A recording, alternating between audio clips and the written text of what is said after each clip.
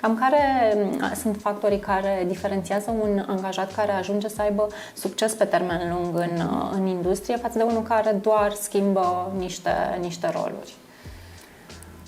E destul de greu de făcut niște judecăți de valoare. N-aș vrea să spun că, eu știu, colegii care au schimbat mai des joburile sau angajatorii nu sunt neapărat candidați de valoare sau viitori colegi de valoare. Sunt contexte diferite și pe piața muncii și în viața personală. Aș zice că trebuie să ne păstrăm așa o deschidere, dar odată ce ajungem colegi, din nou acest grad de implicare cred că e foarte important.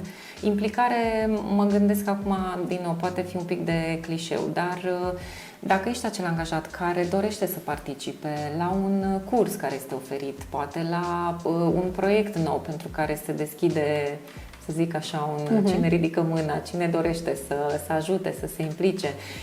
Faptul că îți dorești să înveți un pic mai mult decât, eu știu, lista sau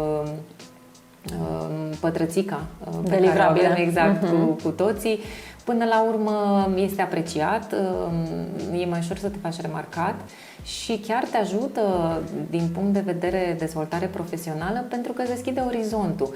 E foarte rar deja în zilele noastre să aștepți o progresie verticală pe un rol foarte similar cu aceleași task-uri, poate doar puțin mai bine făcute de la an la an. Cu adevărat, dezvoltarea profesională este cea completă. Noi încercăm să încurajăm foarte mult, mai mult rotation-ul, schimbările laterale, te ajută în a-ți atinge în cele din urmă obiectivele de carieră, pentru că oportunitățile sunt peste tot în jurul nostru, nu doar în față sau în sus, cum le privim noi, eu știu, poate în mod tradițional.